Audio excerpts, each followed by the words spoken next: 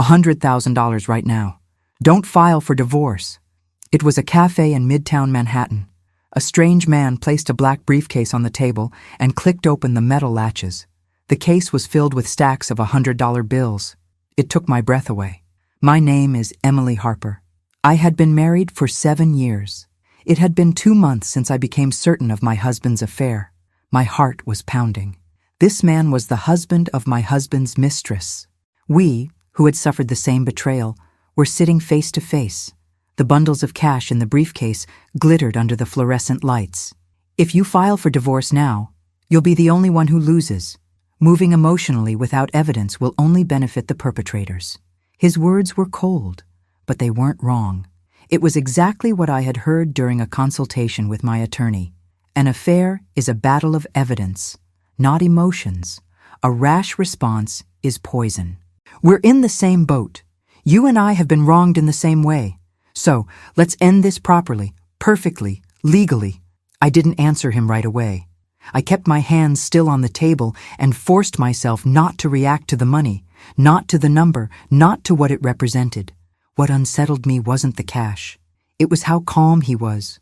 The man sitting across from me wasn't angry, desperate, or emotional. He spoke like someone who had already accepted the pain and moved past it. Someone who had decided that emotion was useless without strategy. If at any point while listening to this, you find yourself asking what you would do in my place, stay with me until the end.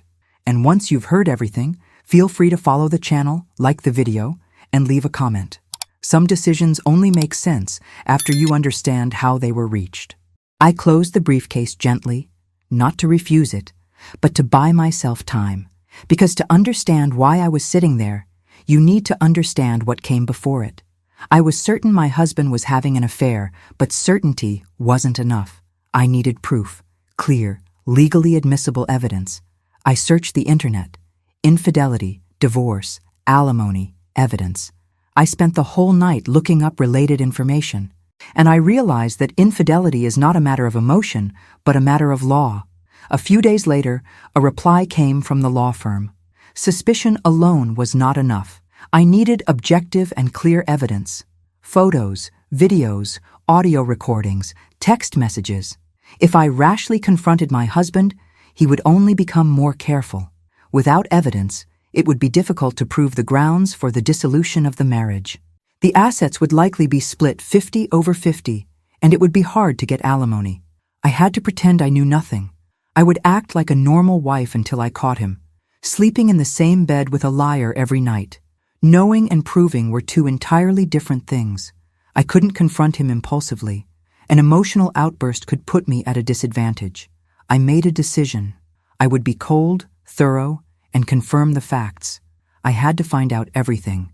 That decision didn't come with clarity. It came with exhaustion. Before evidence, before legal language replaced emotional vocabulary, my life looked ordinary. 7 years of marriage doesn't collapse all at once. It erodes slowly, quietly, in ways that are easy to explain away if you want to believe. Daniel Harper used to come home at 6:30 every evening. Predictable, routine, reliable. Then 6:30 became 8. 8 became 10. And eventually became, don't wait up. When I asked why, he had explanations ready. Deadlines, meetings, projects I had no way to verify.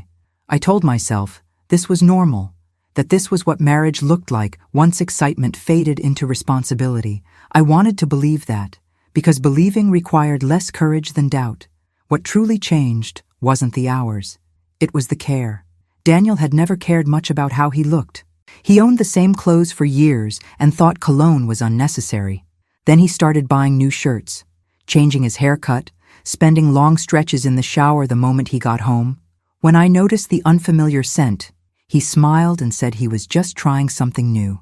That was the moment my body reacted before my mind did. Not fear, not anger, awareness. Still, I said nothing. I cooked dinner. I asked polite questions. I shared a bed with him.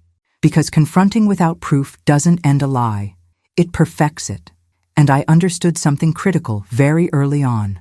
If I accused him without evidence, I wouldn't expose the truth. I would teach him how to hide it better. So I watched. Not like a jealous wife, but like someone preparing for a process.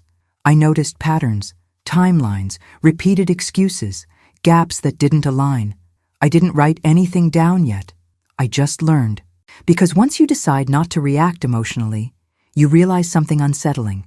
The person lying assumes you are powerless. They don't expect patience. They don't expect restraint. They don't expect preparation. Sitting across from that briefcase in Midtown Manhattan, I understood why the man in front of me wasn't offering sympathy or revenge. Nathan Cole wasn't there to comfort me. He was offering timing. And timing, I was beginning to understand, was everything. I didn't take the briefcase with me that day. Nathan Cole didn't insist, and that alone told me more than pressure ever could. He knew I would need time, not persuasion. We paid separately, stood up without shaking hands, and walked out of the café like strangers who would never meet again. From the outside, there was nothing remarkable about two people leaving a Midtown café at different times. Inside, something irreversible had already started. When I got home that evening, Daniel Harper wasn't there yet. The apartment was quiet in that artificial way it gets when you're waiting for someone who no longer feels like home. I placed my keys on the counter, took off my coat, and stood still for a long moment, letting the silence settle. That was when the weight of Nathan's words finally landed. Not the money, the logic, the timeline, the fact that my choices no longer belonged only to me. Daniel came home close to 11. He loosened his tie, kissed my cheek like it was muscle memory, and went straight to the bathroom. The shower turned on within seconds. I watched the door close and thought about how many times I had seen that exact sequence without really seeing it. I made dinner, reheated leftovers, and asked him how work was. He answered without detail, without curiosity, without noticing the distance he was creating simply by existing somewhere else. That night, lying beside him in bed, I stared at the ceiling and replayed the conversation in the cafe. Nathan hadn't spoken like a man asking for cooperation. He had spoken like someone laying out a system, a sequence of cause and effect. If I filed now, Daniel would panic. Panic would travel. Lauren Pierce would know. Evidence would disappear. What felt like justice in the moment would become weakness in court. I didn't sleep much. At some point before dawn, I reached a quiet clarity that surprised me. I wasn't angry enough to act impulsively anymore. Anger had already burned itself out. What remained was focus. The next morning, I made breakfast as usual. Eggs, toast, coffee. Daniel thanked me without looking up from his phone. I watched his face, the small movements, the comfort. He was relaxed. Whatever life he was living outside our marriage was satisfying enough that he didn't fear exposure. That meant he believed I was still exactly who he thought I was. That belief was my leverage. I didn't start gathering evidence immediately. That would have been obvious, even to someone as confident as Daniel. Instead, I started by adjusting my own behavior. I became less curious, less present. I stopped asking about his day. I stopped waiting up. I gave him space he hadn't even asked for. The absence of suspicion is the most convincing disguise.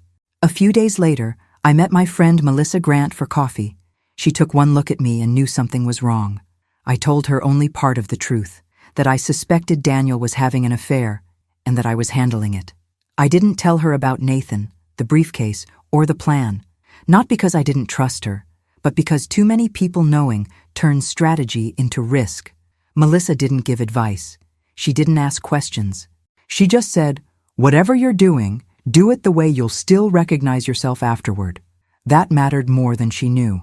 That same week, I scheduled another meeting with my attorney, Victoria Lane. This time, I didn't speak like a confused spouse. I spoke like someone preparing for litigation. I asked specific questions about admissible evidence, about timelines, about how courts interpret patterns versus isolated incidents. Victoria didn't smile. She nodded. She answered carefully. When I asked what not to do, she was very clear. Don't confront, don't threaten, don't tip him off, and above all, don't act until you're ready to finish. That was when I realized how much patience the law demands from the person who has been wronged. It doesn't reward pain, it rewards restraint. I began documenting without documenting. I memorized dates, times, excuses. Daniel claimed to be working late on Tuesdays and Thursdays. He started going to the gym on Saturday mornings but never came home tired. His phone never left his hand, not even to shower. When he laughed at messages, he angled the screen away from me without realizing it. I didn't need to see the content to know what it was. 2 weeks passed like this. Daniel grew more comfortable. His lies became routine, predictable, and predictable behavior is the easiest kind to map. Then Nathan contacted me again. A short message. No greeting, just a location and a time. We met in a different café, farther downtown, less visible. This time, he brought no briefcase, just a folder. He didn't open it. He didn't need to. He told me he had hired a private investigator months ago, that Lauren had been followed carefully, professionally, that her movements overlapped with Daniel's more often than coincidence could explain. He didn't show me photos yet. He wanted me to understand the scope before the proof. They meet 2 to 3 times a week, he said. Restaurants, hotels, sometimes just driving. This isn't a mistake, it's a routine. I asked him why he was telling me this now. Because if you decide not to cooperate, I need to know how fast to move, he answered. And because if you do cooperate, we can control the timing together. That word again, timing. Nathan explained his plan without drama. He wasn't interested in revenge. He wanted a legally airtight outcome. That meant letting the affair deepen, letting it cross lines that courts recognize as decisive: cohabitation, financial intermingling, repetition, duration, things that turn denial into impossibility. I listened without interrupting. At the end, he finally opened the folder. Inside were copies, not originals, photos of Daniel and Lauren entering the same hotel on multiple dates, time-stamped, location-stamped, clear enough to leave no ambiguity. I felt my stomach tighten, but my face didn't change. Nathan noticed. He seemed to approve. If you're going to do this, he said, you have to be able to see proof without reacting. Emotion is expensive. On my way home, I thought about that phrase. Emotion is expensive. I had already paid enough. That night, Daniel told me he might need to travel for work the following month, just a few days. I nodded. Asked where. He said Chicago. I checked nothing, said nothing. Later, I texted Nathan one line. Possible trip, next month. His reply came minutes later. Lauren mentioned Chicago yesterday. That was when the final piece clicked into place. This wasn't just about 2 marriages ending. It was about 2 systems overlapping, 2 lies feeding each other. And the only way to dismantle a system is to let it reveal its structure. From that point on, I stopped wondering if Daniel was cheating. That question was already answered. What mattered now was how much he was willing to expose himself before realizing the ground beneath him was already mapped. I didn't feel powerful. I felt calm, and calm, I was learning, was far more dangerous. Nathan Cole didn't call it an alliance. He didn't dress it up with language that would make either of us feel better. On the surface, we were 2 strangers connected by 2 liars. Underneath, we were becoming a coordinated response to a coordinated deception, and coordination requires rules. We met again 3 days later, not in a cafe this time, but in the lobby of a quiet hotel where people came and went without looking at each other. He chose a corner seat near a window, away from cameras, away from staff traffic. His posture was controlled, his voice low. He slid a phone across the table, screen facing me, and displayed a spreadsheet. Dates, times, locations, notes. It wasn't a diary. It was a record. 32 entries in the last 2 months, all of them clean enough to be presented to someone who didn't care about emotion. They're predictable, he said. They think secrecy is the same as safety. The entries followed patterns I recognized instantly. Tuesdays after 7, Thursdays late. Saturday mornings with the gym excuse. The pattern wasn't just Daniel's, it was Lauren's. That overlap wasn't romantic, it was logistical. Nathan watched me as I scanned the list. You're not shaking, he noted. I already did my shaking, I said, and meant it. He nodded once, as if that confirmed something. Then he finally returned to the subject that had hung between us since Midtown Manhattan, the reason we were even speaking. If you file now, he said, We lose control of the timeline. If you can wait, we can end it on the same day, at the same time. That's how you prevent them from coordinating their defenses. I asked what he meant by defenses. Nathan didn't answer immediately. He tapped the spreadsheet with his finger, then looked at me with the kind of calm that isn't comfort. They'll deny. They'll blame. They'll rewrite. They'll make it sound like you're unstable, emotional, irrational. You'll be the problem, not the affair. If you've ever watched someone prepare a narrative about you before you've even spoken, you know how violating that feels. And if you've ever had to choose between saying what you feel and saying what you can prove, I want you to hold that question in your mind, because I'm genuinely curious what you would do. Would you confront? Would you walk away? Or would you wait, quietly, until the truth became too heavy to carry alone? If you've been in something like that, comment later. I'm not asking for drama. I'm asking because stories like this don't happen in isolation. Nathan continued, as if he hadn't heard the internal noise that sentence created in me. 3 months, he said. That's my window. In 3 months, we file simultaneously divorce petitions, civil claims, everything. They won't have time to warn each other. They won't have time to clean up. And the money, I asked, finally. He didn't flinch. It's still available, not as a reward, as compensation. I'm asking you to live through something that will feel unbearable. I'm asking you to maintain a facade. I'm asking you to protect my evidence as well as yours. That comes at a cost. I stared at him and tried to decide whether he was ruthless or simply realistic. Maybe the difference didn't matter. Why not just do it now? I asked. You have photos. You have logs. Photos of meetings aren't always enough, he said. Judges don't punish suspicion. They punish what's irrefutable. And irrefutable usually looks like consistency plus escalation. Hotels become apartments. Secret dinners become shared groceries. Excuses become cohabitation. The word cohabitation landed like a cold prediction. Nathan leaned forward slightly. If they get bolder, they leave more proof. That's not revenge. That's law. I thought about Daniel's confidence. The way he could lie in bed beside me and sleep peacefully. The way he could tell me he had a project deadline while his phone lit up in the dark. Confidence makes people careless, and careless makes people traceable. So I agreed, not out loud at first. I didn't want to say yes until I could feel what yes would cost. I pictured 3 months of breakfast plates and casual questions. 3 months of watching him leave with clean shirts and come home smelling like someone else. 3 months of being careful every second. Nathan didn't pressure me. He simply waited. That was his control. He wasn't trying to persuade. He was giving me the space to realize I had already made the decision. All right, I said finally. 3 months. But we keep it minimal. No long calls. No emotional messages. Only facts.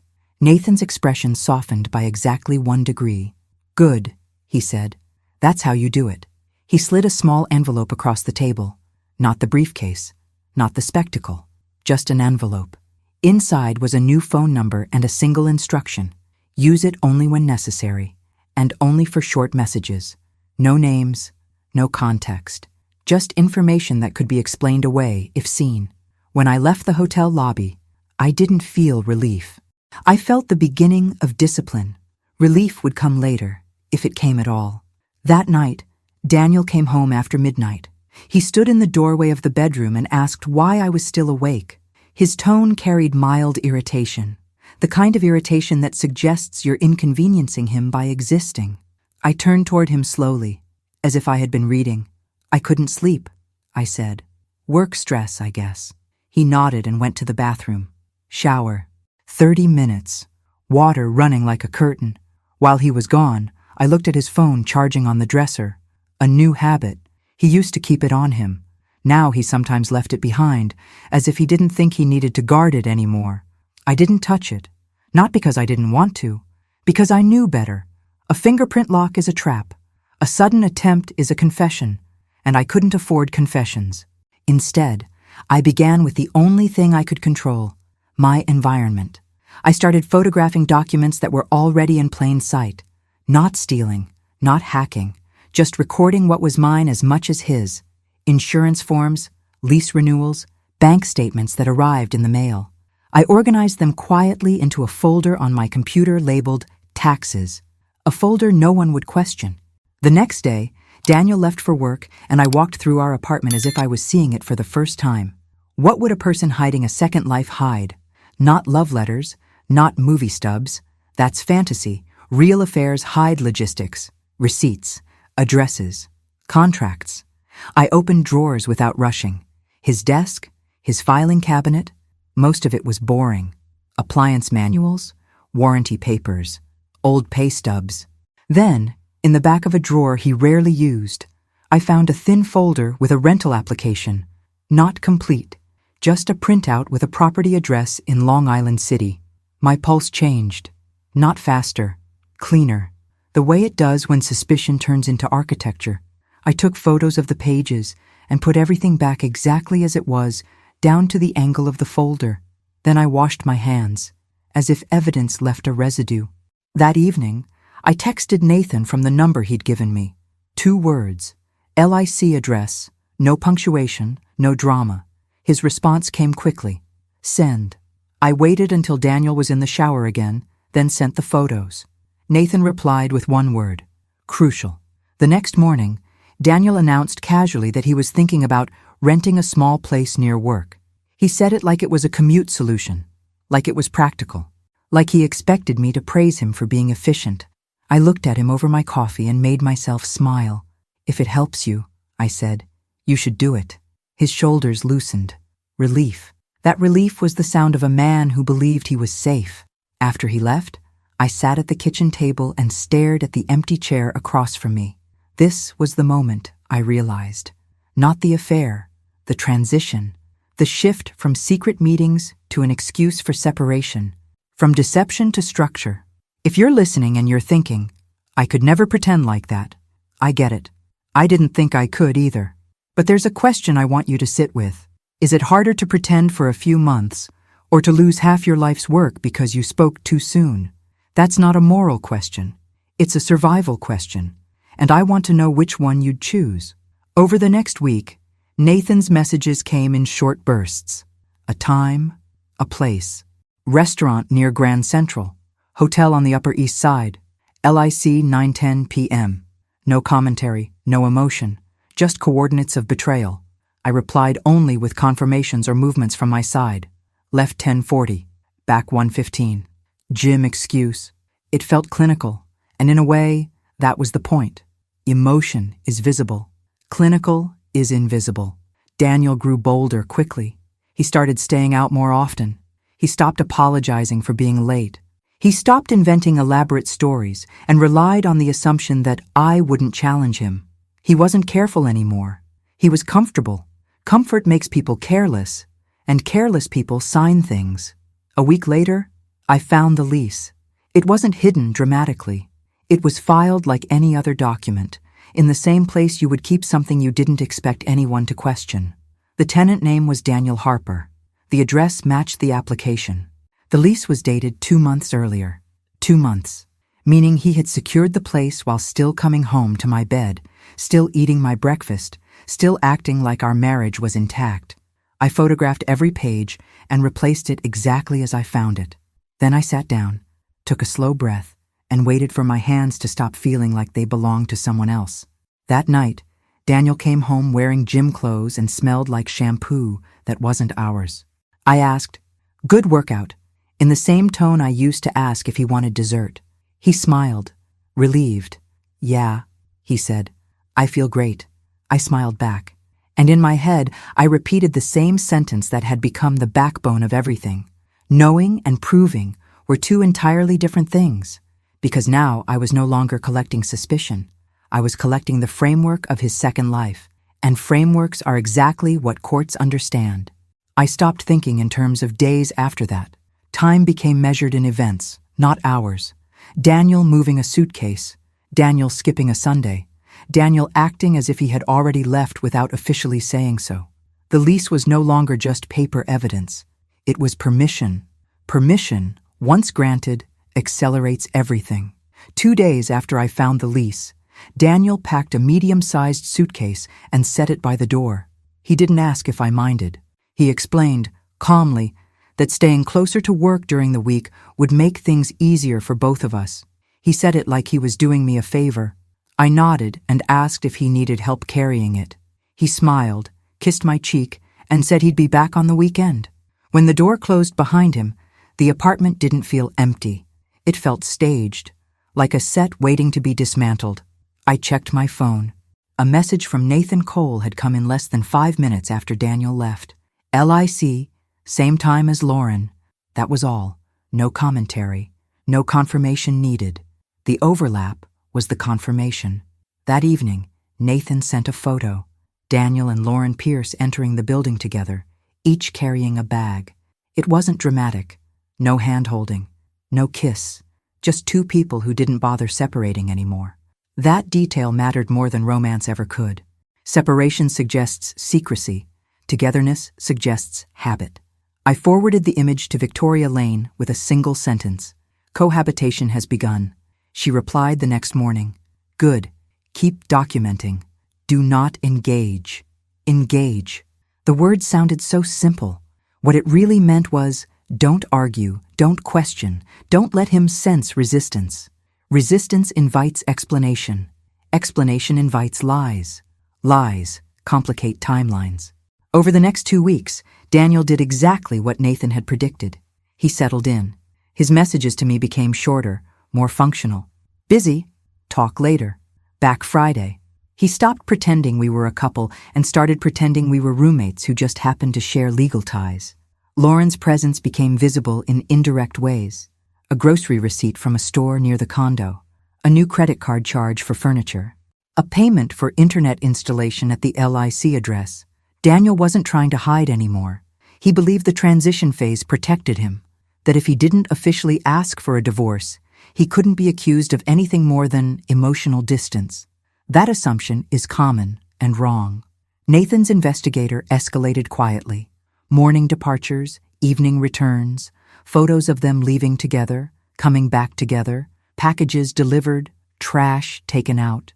Mundane proof. Courts love mundane proof because it's boring and therefore believable. Nathan and I didn't meet often. When we did, it was brief. Exchange files, confirm dates, adjust nothing. Once, sitting in his car with the engine off, he looked at me and said, "They think they're building a new life. They don't realize they're building a record." I didn't feel satisfaction hearing that. I felt focus. If you're listening and wondering how someone can live like this without breaking, I'll tell you the truth. You don't live like this. You operate like this. You stop asking how you feel and start asking what matters. Feeling doesn't end a marriage cleanly. Documentation does. And every night I reminded myself that this wasn't forever. It was temporary discipline for permanent clarity. Daniel came home one weekend looking relaxed. Too relaxed. He talked about his week, about traffic, about nothing. He didn't mention Lauren. He didn't need to. She existed in his life without requiring explanation now. That was the danger point. Comfort without caution. On Sunday night, as he packed to leave again, he said something that told me we were nearing the edge. "We should talk about selling the apartment at some point," he said casually. "Things are changing." I looked at him and asked, "Do you want to talk about it now?" He hesitated. "Not tonight." "Of course not. Talking creates exposure. Avoidance creates illusion." After he left, I texted Nathan. "He's talking about assets." The reply came fast. "Good. That means pressure is building." Pressure was the goal, but not on us. On them. People under pressure make mistakes. They forget procedures. They leave traces. The final confirmation came sooner than expected. Nathan called me one evening instead of texting. That alone told me something had shifted. "They're furnishing the place together," he said. "Joint purchases, split payments. That crosses another line." I closed my eyes and leaned back against the kitchen counter. Cohabitation was no longer implied. It was documented, repeated, financially intertwined. Victoria Lane confirmed what we already knew. "This changes the leverage," she said during our next call. "At this point, simultaneous filing will be devastating." Devastating wasn't a word she used lightly. Nathan suggested we set the date. Not immediately. Precision matters. Monday morning filings give the least reaction time. Documents served midweek maximize shock. Shock isn't revenge. Shock prevents coordination. We chose the date together. Same day, same hour. Different offices. No warning. The weekend before, Daniel came by briefly. He seemed nervous for the first time. Not suspicious, nervous, like someone who senses movement but can't locate it. He asked how I was doing. I said I was fine. He asked if I was seeing anyone. I laughed softly and said I barely had time to think. He studied my face, searching for something. I gave him nothing. That night, I slept better than I had in months, not because I felt free, but because the waiting was almost over. Monday morning, I walked into Victoria Lane's office with a folder that weighed more than it should have. Photos, logs, financial records, lease documents, investigator reports, GPS correlations, cohabitation timelines, everything assembled, indexed, irrefutable. Victoria reviewed it once more, then slid the documents toward me. "Once this is filed, there's no undoing it," she said. I picked up the pen.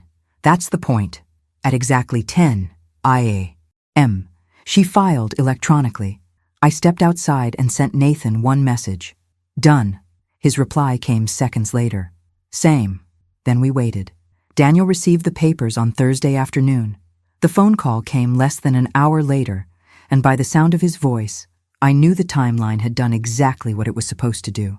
Daniel's call came through while I was walking back from a grocery store I didn't even need.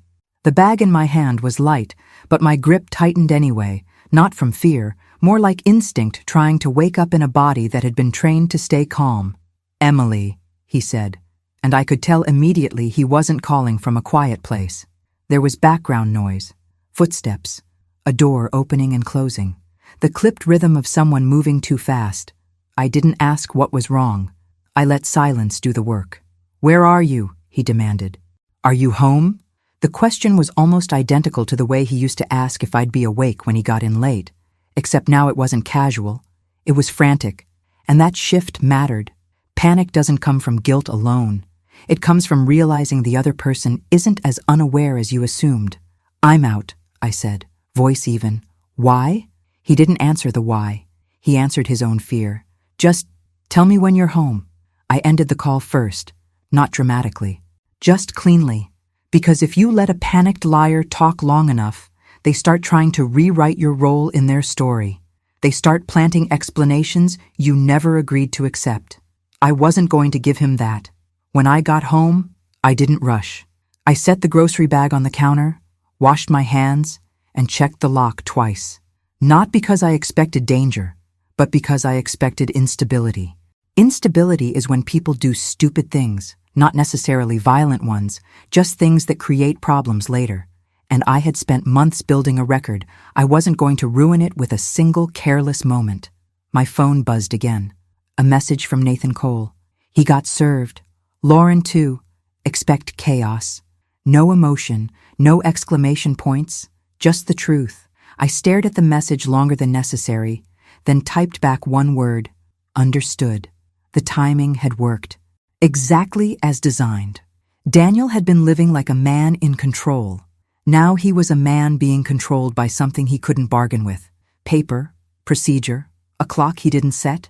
I didn't sit down. I walked through the apartment slowly, scanning for anything Daniel might try to take if he came by. Important documents, financial records, shared devices, not because I needed to hide them, but because I needed to preserve them. There's a difference.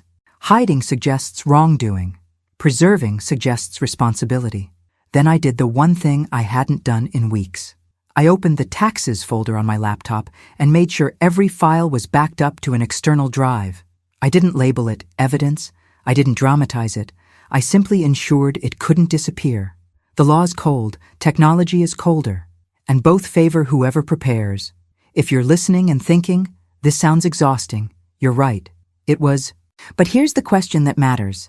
Would you rather be exhausted for a few months or drained for years because you acted too soon? If you've ever faced a decision where the calm choice felt unnatural, I want you to remember that your nervous system doesn't always understand what your future needs. You can tell me later in the comments which one you would choose, confrontation or preparation, because I've seen people split into two camps on this, and both camps think they're right. The next call came from Victoria Lane. Her voice was steady, professional. "He received service," she said. "He will likely try to contact you aggressively. Do not negotiate. Do not argue. If he threatens anything, document it. If he comes to the home, do not escalate. Keep communication minimal." "I understand," I said.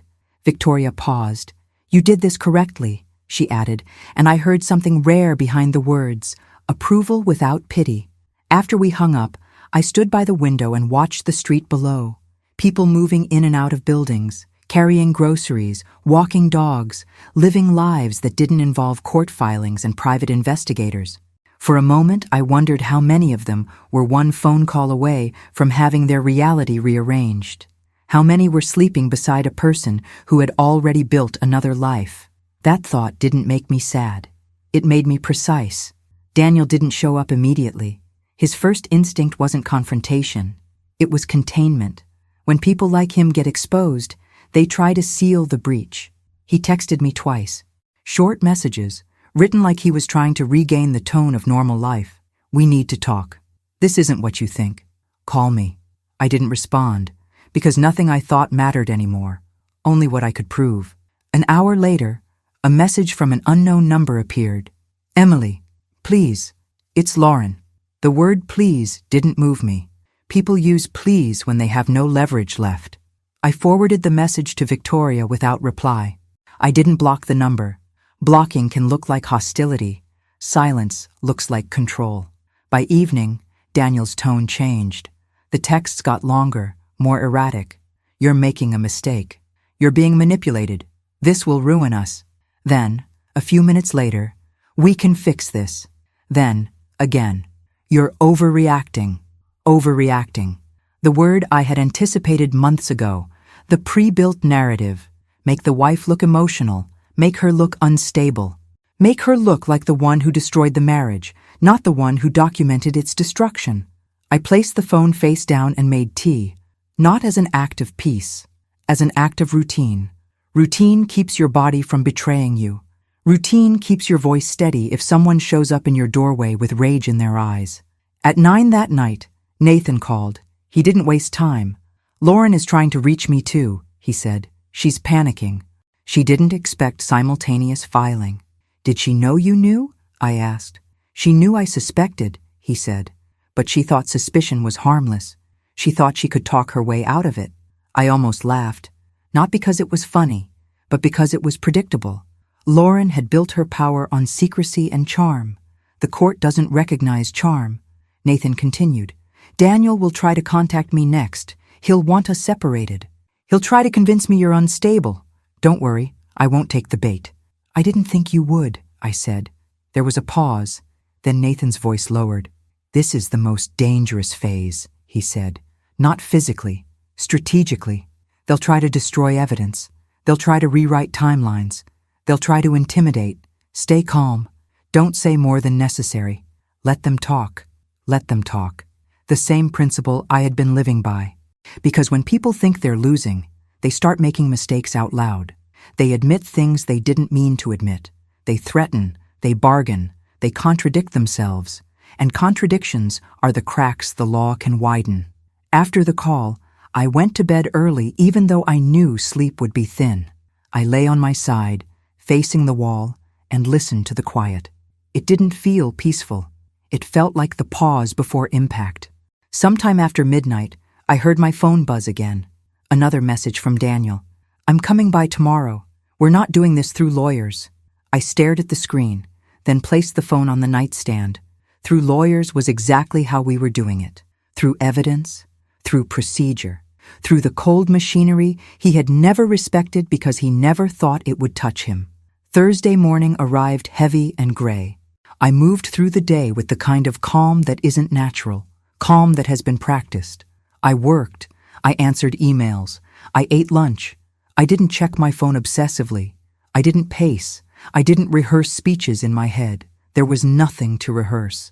The script belonged to the documents now.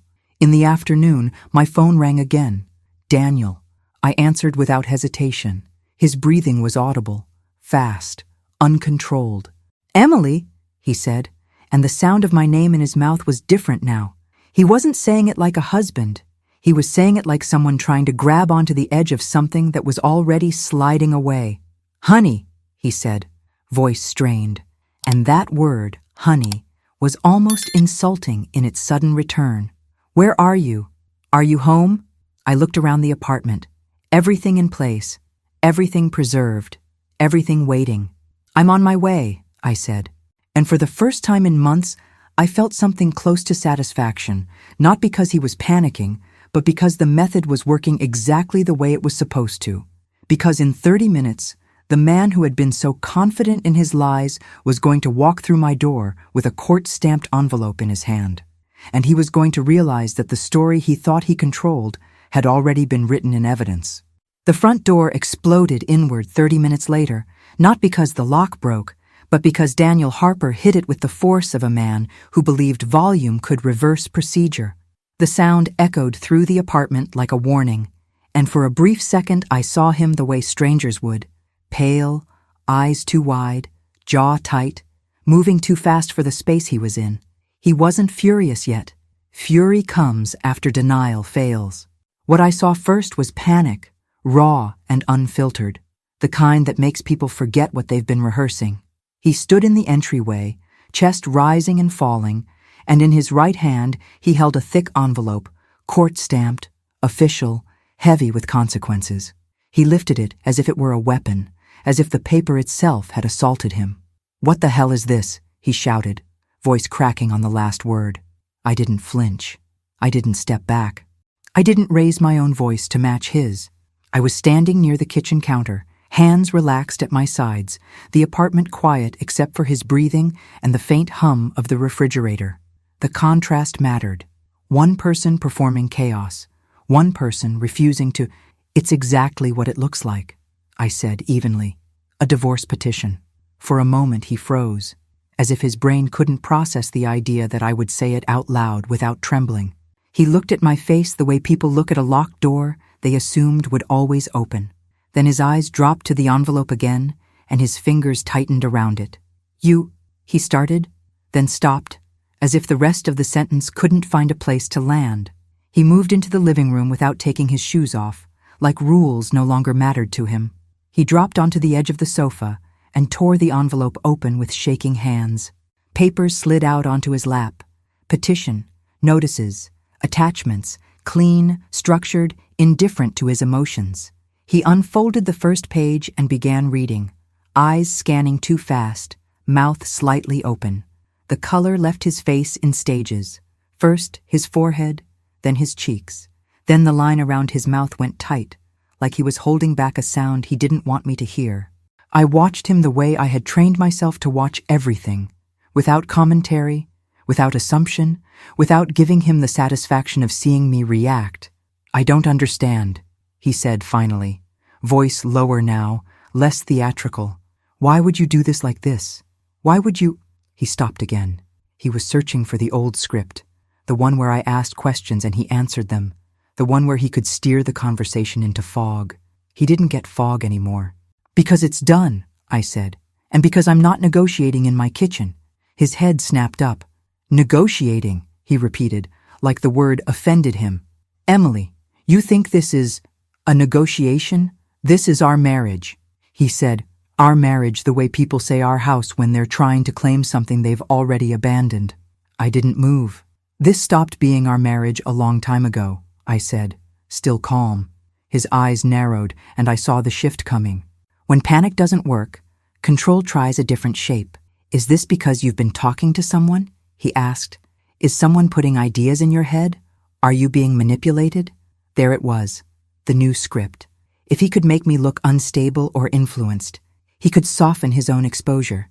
I let a few seconds pass before answering, just long enough for the silence to press against his nerves. "No," I said. "This is because I'm done pretending." He shook his head, fast, almost violently. "You're overreacting," he said, and the words sounded practiced. "You don't even know what you think you know. You're making accusations without evidence," his mind wanted to say, without proof, without something that would hold up outside this room. He caught himself. because he realized, too late, that the envelope in his hands meant I had already crossed that bridge. Quietly, legally, exactly the way he hadn't expected. If you've ever watched someone's confidence collapse in real time, you know it doesn't happen with a dramatic speech. It happens with small cracks, wrong words, rushed breaths, questions asked out of order. Daniel was cracking. He looked down again and kept reading, slower now. His eyes snagged on sections that mattered, requests, claims, documented timelines. He swallowed hard, then said, "This isn't fair." Fair. The word people use when they've built a life around being unchallenged. I walked to the kitchen and poured myself a glass of water, not because I needed it, but because movement keeps you from being pulled into someone else's chaos.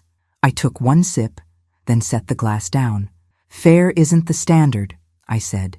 "Evidence is." His gaze lifted sharply. "Evidence," he repeated, voice strained. What evidence? There it was. The question he should never have asked if he wanted to maintain control. The moment his fear overrode his strategy, I didn't answer immediately. I watched him, and I saw him try to calculate. If he knew what I had, he could decide what to deny, what to admit, what to reframe. That's why people ask, not because they want the truth, but because they want the boundaries of the damage. And I wasn't going to outline the damage for him in the middle of my living room. Instead, I said, "Read." He flipped more pages. The paper rustled. His hands wouldn't stop trembling, no matter how tightly he tried to grip the documents. This says you're alleging." He stopped, breath catching, then looked up at me again, eyes wide with a mix of anger and disbelief. "You're alleging adultery." "Yes," I said. He stared as if the word had been introduced into the room like a stranger. Then his voice rose again, trying to reclaim the space with volume. "You can't prove that." The sentence came out automatically. Instinct. The instinct of a man who had been protected by the assumption that proof is hard and people are impulsive.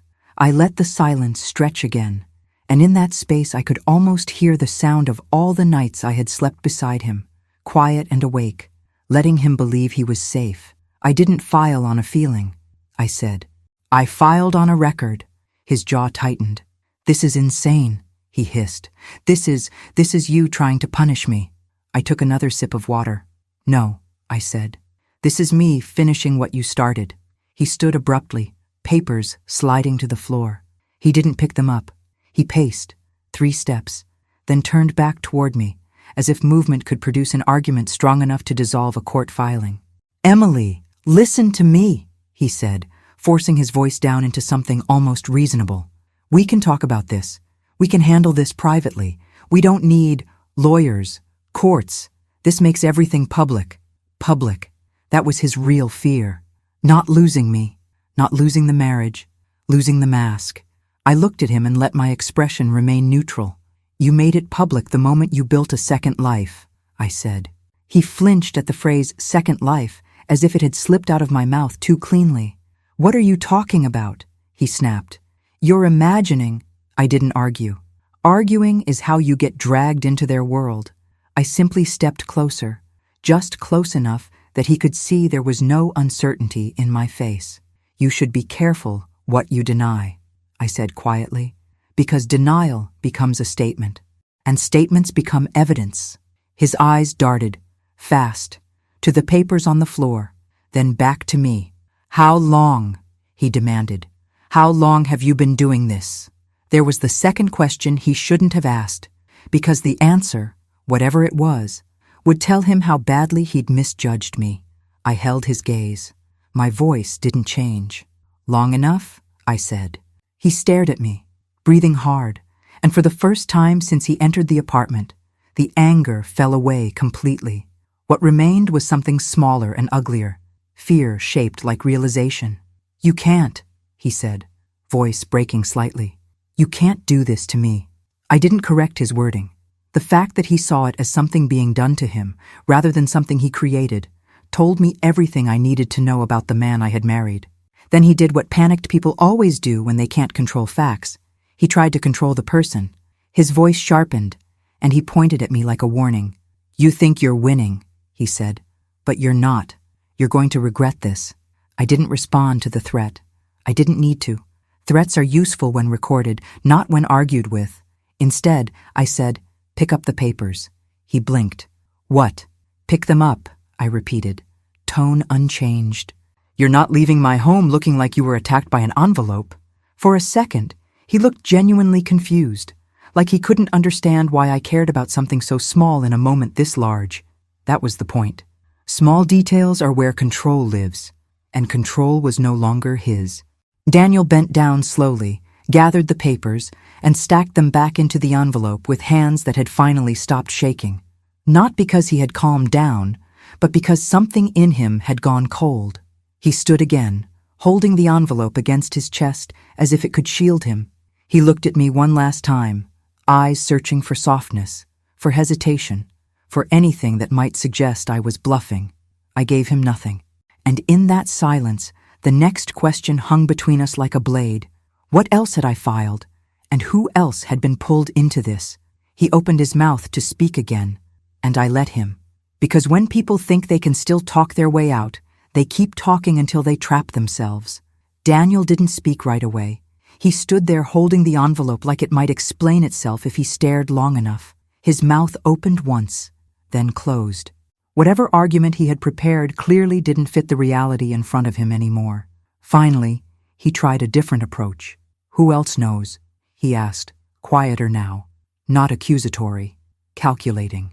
I leaned back against the counter and folded my arms, not defensively, just comfortably. "My attorney knows," I said, "and the court." He swallowed. "That's not what I meant." Of course it wasn't. What he meant was, how much damage is already out of my control? "You don't get to audit my decisions anymore," I said. "That privilege expired." His jaw tightened. "So that's it?" he asked. 7 years and you just file paperwork? Paperwork. He said it like the months of preparation, restraint, and discipline were a clerical inconvenience. "That's how marriages end when one person stops pretending," I replied. He shook his head slowly, pacing again. But this time his movements were smaller, boxed in by the furniture, by the room, by the fact that this was no longer neutral ground. "You think the court's going to side with you?" he said. "You really think they're going to buy whatever story you've put together?"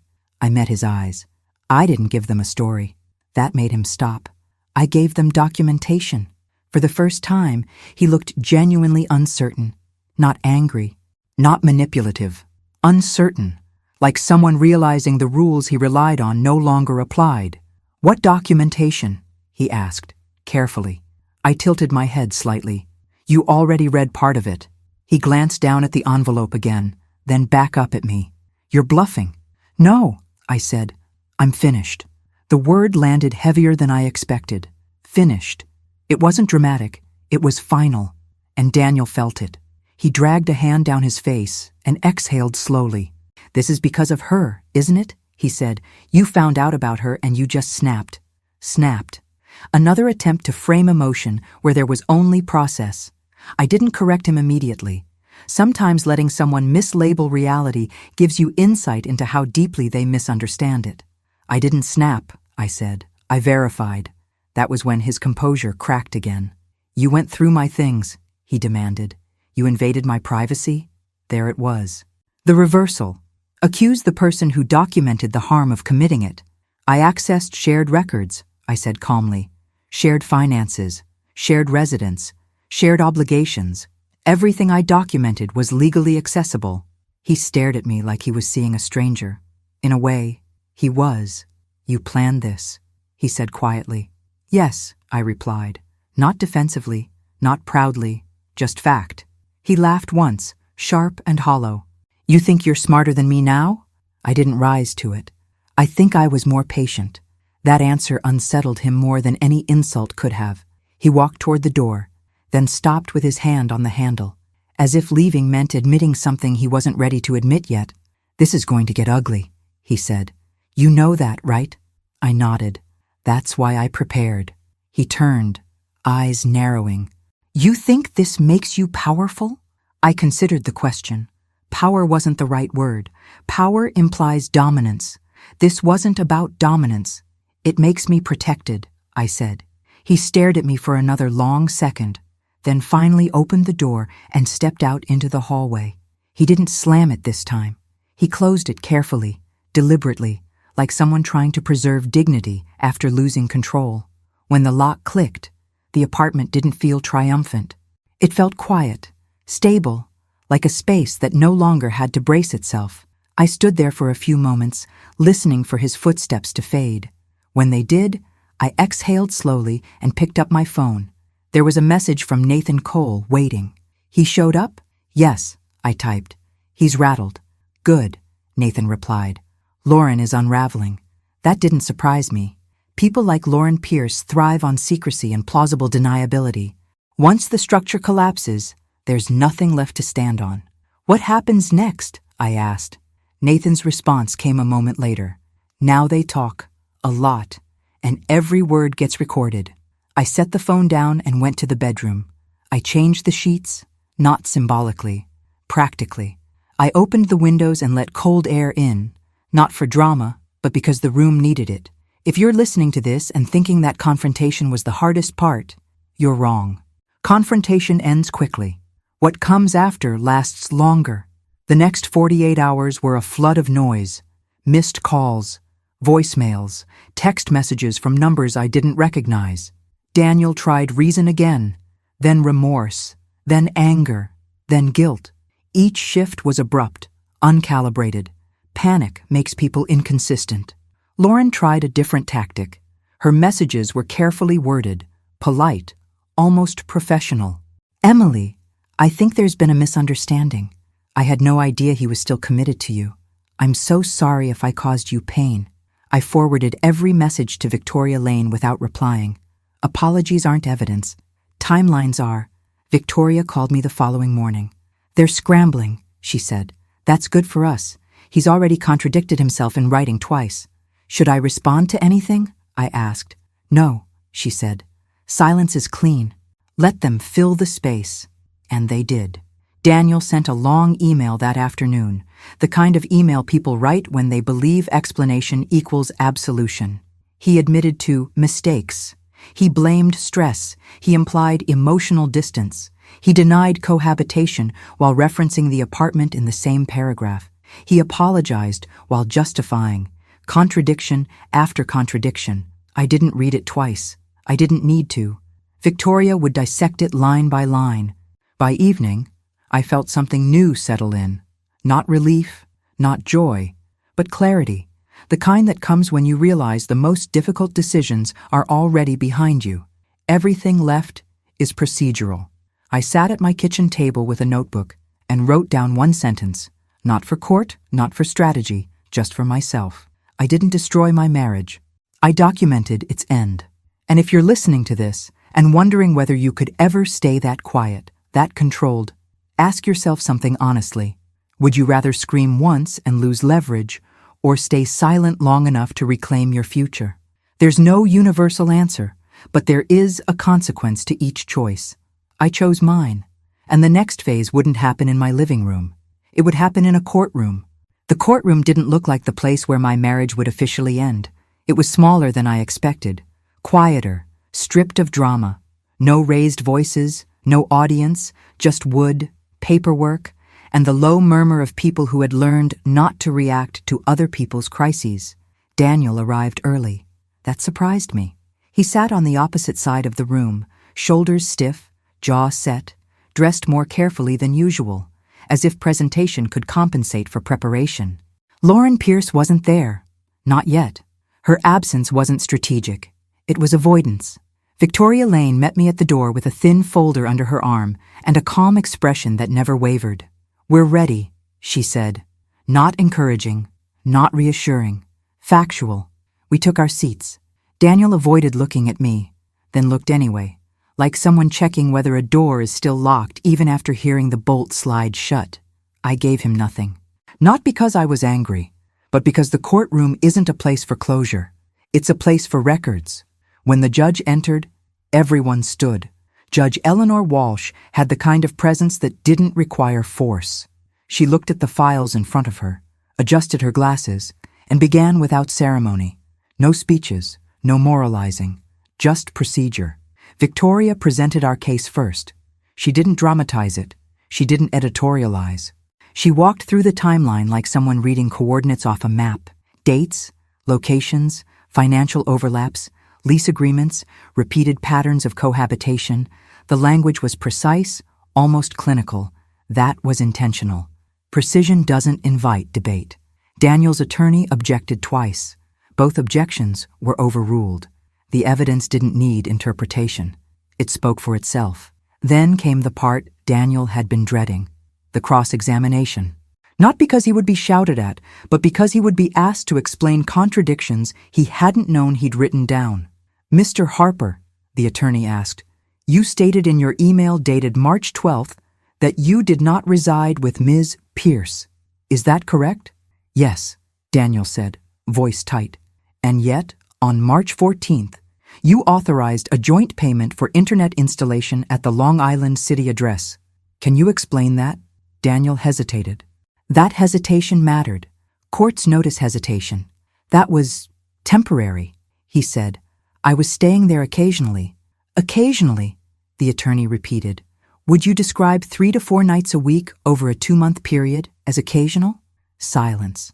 Daniel glanced toward his attorney, then toward the judge, then finally, briefly, toward me. His eyes were searching for something. Sympathy, regret, a signal. I gave him none. The questions continued. Calm, methodical, each one built on the last. Receipts, photos, GPS logs, testimony from the investigator. None of it was explosive. It didn't need to be. Volume doesn't strengthen truth. Consistency does. Lauren arrived halfway through the session. She slipped into her seat, face pale, posture rigid. She didn't look at Daniel. She didn't look at me. She stared straight ahead, like someone hoping invisibility could still be an option. When her name was called, she stood slowly. Her answers were rehearsed, careful. She tried to frame the relationship as emotional, then as transitional, then as misunderstood. Each reframing contradicted something else already on record. Every attempt to soften the narrative made it less coherent. Judge Walsh listened without interruption. She asked questions only when something didn't align. Those questions were brief and devastating. "Ms. Pierce," she said at one point, "are you claiming you were unaware Mr. Harper was still legally married at the time you entered into a lease with him?" Lauren swallowed. "He told me they were separated. And yet," the judge continued, "the lease date precedes any formal separation filing by over 2 months. How do you reconcile that?" Lauren didn't answer immediately. When she did, it was clear she hadn't anticipated the need to reconcile anything. Her story thinned under scrutiny. If you're listening and expecting a moment of triumph here, this isn't it. There was no rush of satisfaction, no internal applause, just a quiet awareness that the structure held, that months of discipline had translated into minutes of clarity. After closing statements, the judge took a short recess. 10 minutes.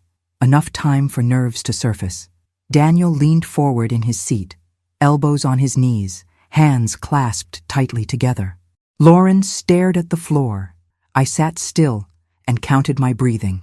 When Judge Walsh returned, the room stood again. Then she spoke. "The evidence presented is clear, consistent, and legally admissible," she said. Her tone didn't change. "The court finds that the defendant bears primary responsibility for the breakdown of the marriage." Daniel's shoulders sagged, just slightly. "Based on the documented duration, financial intermingling, and established cohabitation, the court awards damages accordingly. Asset division will be adjusted to 60-40 in favor of the petitioner." Lauren's breath caught audibly. Daniel closed his eyes. "This ruling reflects not punishment," Judge Walsh continued, "but accountability. Accountability." The word landed with finality. The gavel came down once, clean, decisive. That was it. No music, no slow-motion realization, just the end of one legal status and the beginning of another. Outside the courtroom, Daniel didn't approach me. He spoke briefly with his attorney, then walked past without making eye contact. Lauren disappeared down the hallway like someone trying to erase herself from a record that was already permanent. Victoria turned to me. "You did exactly what you needed to do," she said. "Nothing more, Nothing less? I nodded. That was all there was to say. As I stepped out into the street, the city moved the way it always had. Traffic, people, noise, life continuing without regard for personal reckonings. That normalcy mattered. It reminded me that endings don't need spectacle to be real. If you've stayed with me this long, I want you to think about something. Justice doesn't always look like revenge. Sometimes it looks like paperwork filed at the right moment, silence held at the right time, and evidence allowed to speak when emotions no longer need to. The law is cold, but sometimes cold is exactly what fairness requires. The first night after the ruling, I didn't celebrate. I didn't meet friends for drinks. I didn't post anything. I didn't even call my mother. I went home, took off my shoes, and stood in the middle of the living room like someone trying to confirm the room was still real. It was. The apartment looked exactly the same, but it felt different, not because Daniel had been removed from it, but because the tension he left behind was finally gone. When you live with a lie long enough, your body adapts to it. You flinch less, you question yourself more, you learn to move around silent hazards. And when the hazard disappears, it takes time to remember what normal feels like. I made dinner, something simple. I ate slowly, alone, and noticed small things I hadn't noticed in months.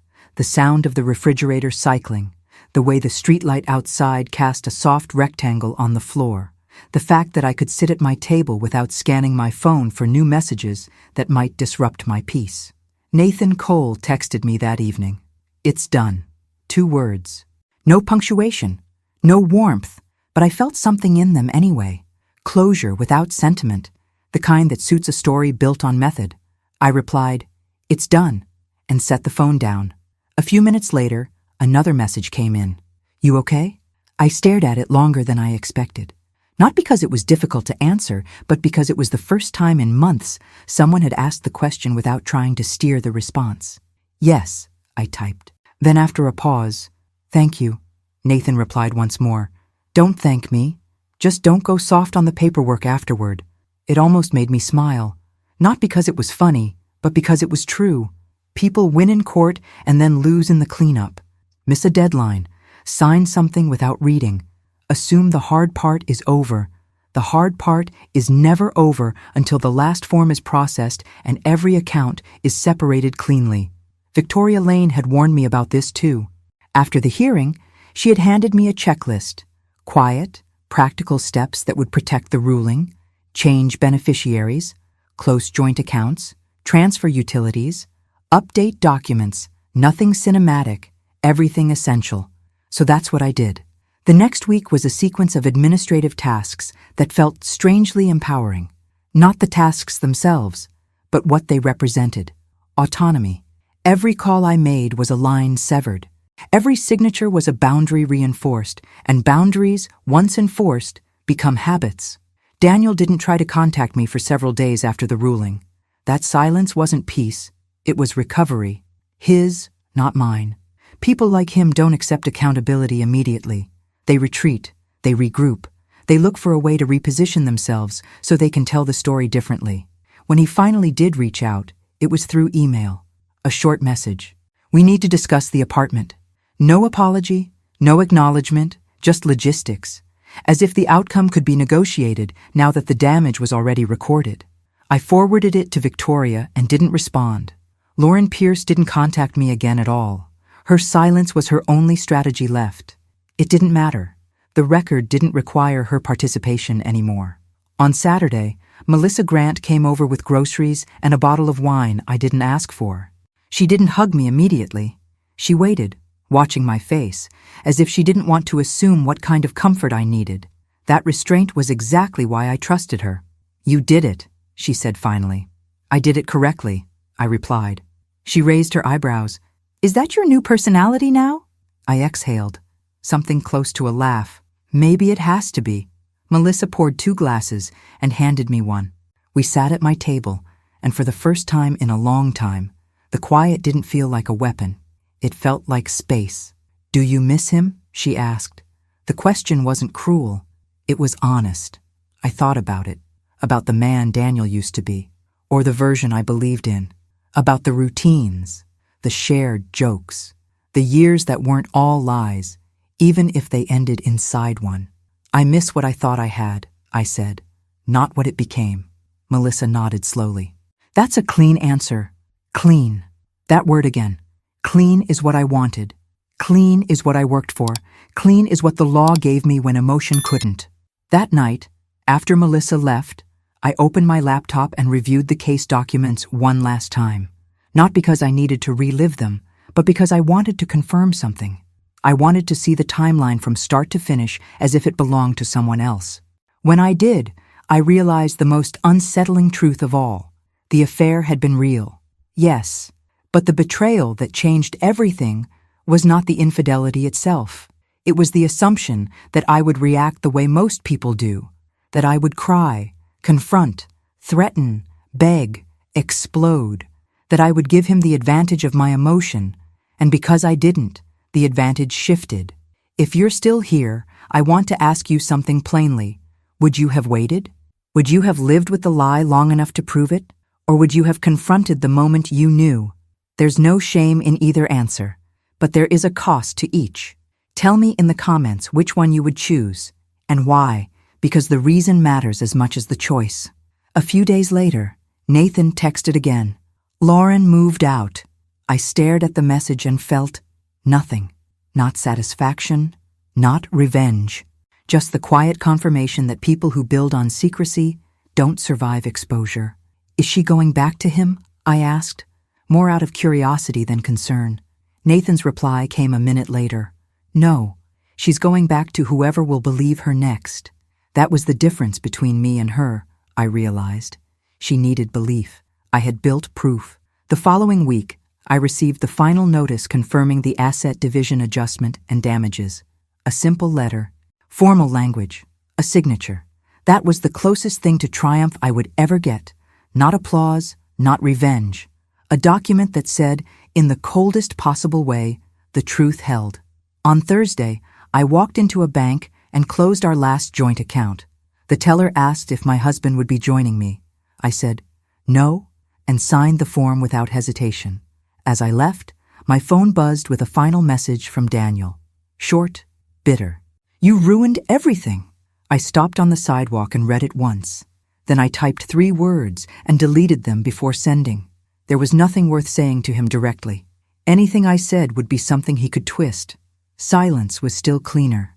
I put the phone away and kept walking, because the ending wasn't about what he believed. It was about what I could prove, and the proof had already spoken. The last administrative thread didn't snap cleanly the way people imagine it does. Separation isn't a single moment. It's a sequence of confirmations that your life is now yours again, one signature at a time.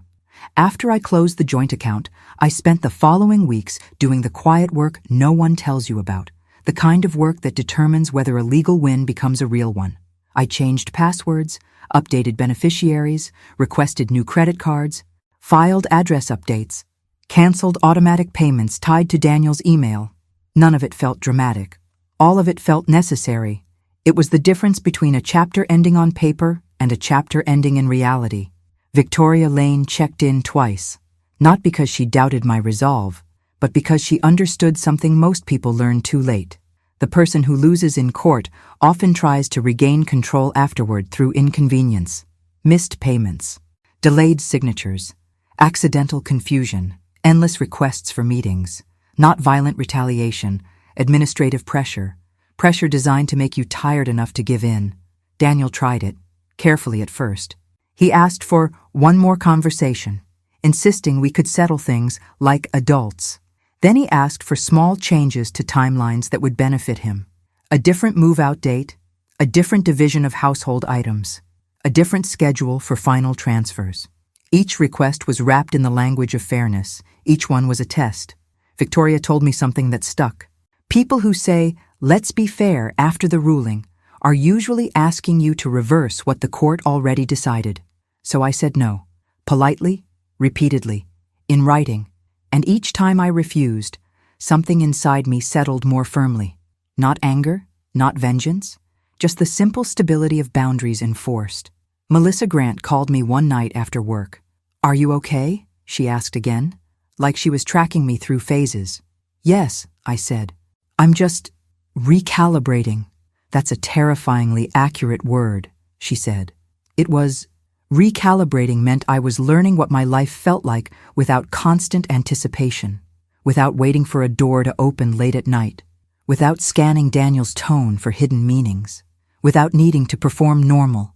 Recalibrating also meant noticing the ways betrayal alters your instincts. I found myself double-checking locks, even though I had never feared physical harm. I found myself verifying receipts, even when there was no one left to lie about them. My body didn't trust peace yet. It kept searching for the next disruption, because disruption had become routine. One evening, I stood in front of my closet and realized something small but revealing. Half the space belonged to Daniel's clothes, still there. I hadn't moved them because I didn't want to create a scene. Now there was no scene to avoid, just the work. I pulled everything out, folded it neatly into bags, and labeled them with his name. Not to be kind, to be clean. Then I placed them by the door like a conclusion. When he came to pick them up, I wasn't home. He texted once, "You didn't have to do it like this, cleanly, without contact, without emotion." I didn't respond. A week later, Nathan Cole asked to meet. Not in Midtown, not in a lobby, but in a quiet park near the water where you could sit without being overheard. He arrived wearing the same expression he always wore, neutral, almost detached. He looked older than when we'd first met, not in years, but in what happens when a person has spent months compressing anger into procedure. He didn't sit right away. He stared at the river for a moment, then finally turned toward me. "It's over," he said. "It's over," I repeated. He nodded once. "Lauren's gone. Completely." I waited. There was always another sentence with Nathan. He wasn't a man who spoke for comfort. "She tried to blame you," he added. "In her head, you're the reason everything collapsed." That didn't surprise me. People who rely on secrecy don't interpret exposure as consequence. They interpret it as sabotage. Nathan exhaled slowly. "I used to think I wanted her to suffer," he said. "But what I really wanted was for her to stop existing in my life. I understood that revenge is loud, erasure is quiet." He looked at me with a kind of careful respect. "You handled it better than most people would. Most people don't realize they're in a legal situation until they've already made it worse," I said. Nathan's mouth tightened slightly, almost a smile. "Exactly." We sat in silence for a moment. Then he asked, "Do you ever miss him?" It was the first time Nathan had asked a question that wasn't tactical. I considered it honestly. "I miss the version of him I trusted," I said, "but I don't miss living inside uncertainty." Nathan nodded, satisfied by the precision of that answer. Before he left, he said something I didn't expect. "If you ever need a reference for a private investigator," he said, like he was offering a plumber's number. I almost laughed, not because it was funny, but because it was the most Nathan thing possible. No sentiment, no closure speech, just a practical artifact from the wreckage. "I hope I never do," I said. "So do I," he replied, and walked away. That night, alone in my apartment, I opened my laptop and wrote down what had become the core truth of the entire experience. Not as a quote, not as a slogan, just as a private sentence I could return to if I ever questioned myself again. When you react emotionally, you give them time. When you move legally, you take time back. A month later, I received the final documentation confirming everything had been executed as ordered. Damages processed, asset division finalized, Daniel's obligations clearly defined. The paperwork didn't feel like a victory lap. It felt like a locked door. Daniel tried once more to re-enter through language. He sent a message on a Sunday morning. "I didn't mean for it to go this far." That sentence is deceptively dangerous. It tries to move the story away from intention and toward accident, as if betrayal is something that goes too far by itself, like a misunderstanding that escalates. I read it once and deleted it, not because I was trying to punish him with silence, but because there was no version of that conversation that benefited me. Conversations with people like Daniel aren't about closure, they're about reframing, and I had already won the frame. I spent the next few weeks rebuilding small rituals that belonged only to me. I changed the furniture arrangement. I bought new sheets. I replaced the coffee mugs he always used. I took down photos that no longer matched reality. None of these acts were revenge. They were signals to my nervous system that the environment was safe again. One morning, I woke up and realized I hadn't thought about Lauren Pierce in days. Not because I had forgiven her, but because she no longer mattered. She wasn't a character in my life anymore. She was a fact in a file. That realization was the closest thing to freedom I could name. If you're still listening, I want to leave you with the same question that haunted me in the beginning, because it's the question that separates outcomes. When you know something is wrong, do you want to be right, or do you want to be protected? Being right feels good for a moment. Being protected changes your life. Tell me what you would choose and why, because the why tells you who you are under pressure. I didn't raise my voice. I didn't beg. I didn't perform heartbreak to earn sympathy. I watched. I documented. I waited. And when the truth finally surfaced in front of witnesses, records, and authority, the silence was louder than anything I could have screamed. That's the part people don't understand about endings like this. The real power isn't in destroying someone. It's in removing their ability to rewrite what they did. The law is cold, but sometimes cold is exactly what justice needs. And if you've ever been underestimated because you stayed quiet, remember this: quiet isn't surrender. Quiet is often preparation.